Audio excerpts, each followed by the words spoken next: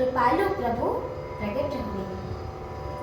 मुनियों के मन को हरने वाले उनके अद्भुत रूप का विचार करके माता तो हर्ष से भर गई। नेत्रों को आनंद देने वाला मेघ के समान श्याम शरीर था। चार भुजाओं में अपने आयुध धारण किए हुए थे, दिव्य आभूषण और वनमाला पहने हुए थे, बड़े बड़े नेत्र थे। इस प्रकार शोभा के समुद्र तथा खर राक्षस को मारने वाले प्रभु प्रकट हो गए। दोनों हाथ जोड़कर माता कहने लगी कि हे अनंत, मैं किस प्रकार तुम्हारी स्तुति करूं। वेद और पुराण तुमको माया, गुण और ज्ञान से परे और परिमाण सहित बतलाते हैं। श्रुतियां और संत जन दया और सुख का समुद्र, सब गुणों का धाम कहकर जिनका गान करती हैं, वही भक्तों पर प्रेम करने वाले लक्ष्मीपति भगवान मेरे कल्याण के लिए प्रकट हुए हैं। वेद कहते हैं कि तुम्हारे प्रत्येक रोम में माया के रचे हुए अनेकों ब्रह्मांडों के समूह भरे हुए हैं। तुम मेरे गर्भ में रहे। इस हंसी की बात को सुनने पर विवेकी पुरुष को भी बुद्धि स्थिर नहीं रहती है, यानी विचलित हो जाती है। जब माता को ज्ञान उत्पन्न हुआ तब प्रभु मुस्कुराए। वे बहुत प्रकार के चरित्र करना चाहते थे, अतः उन्होंने पूर्व जन्म की सुंदर कथा कहकर माता को समझाया, जिससे उन्हें वात्सल्य प्रेम प्राप्त हुआ। भगवान की प्रति पुत्र भाव हो गया। माता की वह बुद्धि बदल गई। तब से फिर बोली कि हे तात, यह रूप छोड़कर अत्यंत प्रिय बाल लीला करिए। मेरे लिए यह सुख परम अनुपम होगा।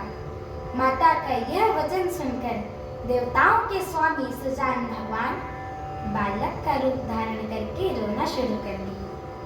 तुलसीदास जी कहते हैं कि जो इस चरित्र का गान करती हैं, वे श्री हरि का पद पाती हैं और फिर संसार रूपी कूप में नहीं गिरती हैं। ब्राह्मण, गौ देवता और संतों के लिए भगवान ने मनुष्य का अवतार लिया है।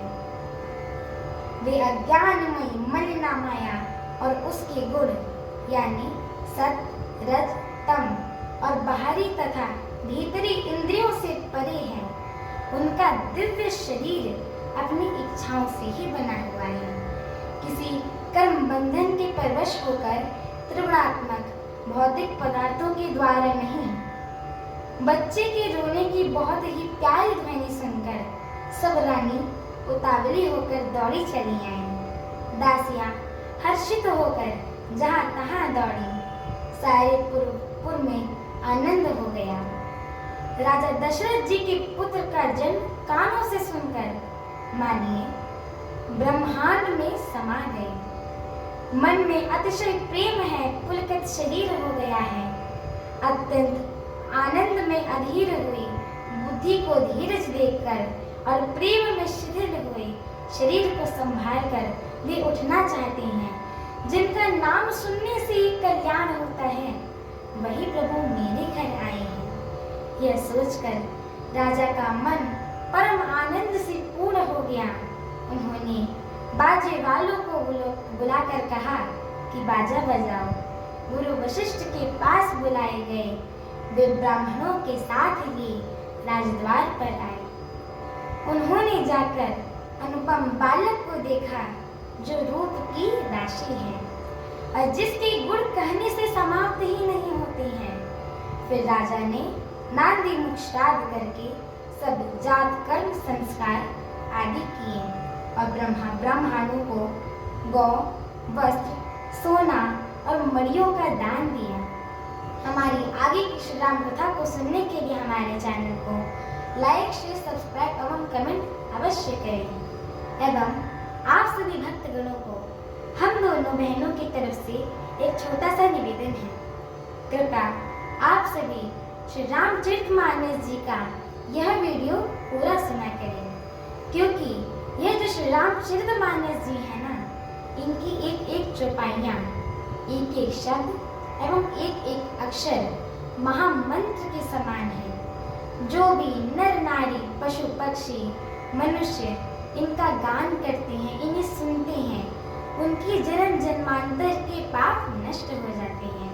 इसलिए एक बार जोर से बोलिए श्याम रामचंद्र की जय हो, माता जानकी की जय हो, पवन हनुमान की जय हो, जय श्री राम। जय श्री राम।